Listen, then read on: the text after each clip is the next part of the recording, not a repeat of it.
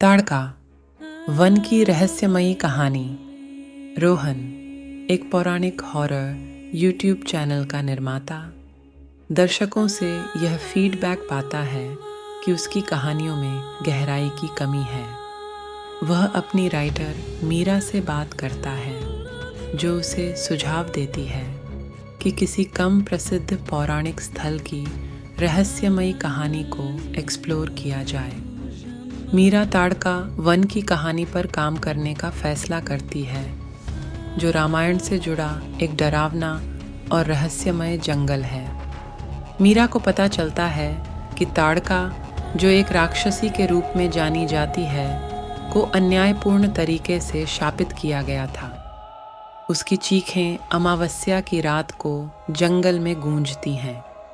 ताड़का को महल की साजिशों का शिकार बनाकर शाप दिया गया था, जिससे वह सैकड़ों वर्षों से जंगल में भटक रही है। मीरा अपनी असिस्टेंट अंजलि के साथ ताड़का वन की यात्रा पर जाती है, ताकि उस कहानी की सच्चाई का पता लगाया जा सके। ताड़का वन पहुंचने के बाद उन्हें जंगल वीरान और अजीब तरह से खूबसूरत लगता है। गांव वाले उन्हें सूर्यास्त से पहले जंगल छोड़ने की चेतावनी देते हैं, क्योंकि रात में जंगल खतरनाक हो जाता है। मीरा चेतावनी को अनदेखा करते हुए काम शुरू करती है। वह ऐतिहासिक खंडहरों की जांच करती है और ताड़का की कहानी के सुराग ढूंढने लगती है। अंजलि जंगल के दृश्यों को रिकॉर्ड करती है, लेकिन उसे महसूस होता है कि कोई उन्हें देख रहा है। जैसे जैसे रात गहराती है, अजीब घटनाएं होने लगती हैं। अंजलि एक महिला की चीख सुनती है और उस आवाज़ के पीछे पीछे गहरे जंगल में चली जाती है। उसे झाड़ियों में चमकती आंखें दिखती हैं और कानों में फुसफुसाहट सुनाई देती है, जो किसी विश्वासघात का आरोप लगाती है। मीरा अंजलि को ढूंढने की कोशिश करती है, लेकिन उसे लगता है कि जंगल उसे घेर रहा है। अंजलि एक प्राचीन वेदी के पास पहुंचती है और उसे अतीत की एक झलक दिखाई देती है। ताड़का, जो एक कुलीन महिला थी, को किसी ईर्ष्यालु दुश्मन ने झूठे आरोप में फंसा दिया। उसे राक्षसी होने का शाप देकर जंगल में भेज दिया गया, जहां उसने अपने दुश्मनों से बदला लेने की कसम खाई। अंजलि के सामने ताड़का की आत्मा प्रकट होती है और उससे पूरी सच्चाई दुनिया को बताने की विनती करती है।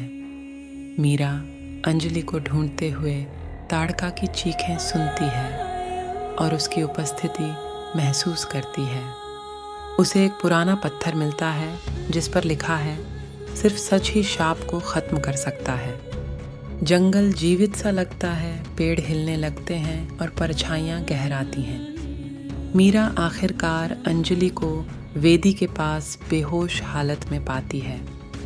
दोनों किसी तरह जंगल से बाहर निकलती हैं, लेकिन पीछे से एक गूंजती हुई आवाज़ उन्हें चेतावनी देती है कि अगर उन्होंने ताड़का की कहानी को नहीं बताया तो गंभीर परिणाम होंगे। वापस लौटकर अंजलि मीरा को अपने अनुभव बताती है। मीरा ताड़का की कहानी को समझकर एक नई कहानी तैयार करती है, जिसमें विश्वासघात, शाप और प्रतिशोध के सभी पहलू शामिल हैं। रोहन इस कहानी को एनिमेशन के रूप में पेश करता है, जो वायरल हो जाती है और पौराणिक अन्याय और शाप पर बहस छेड़ देती है।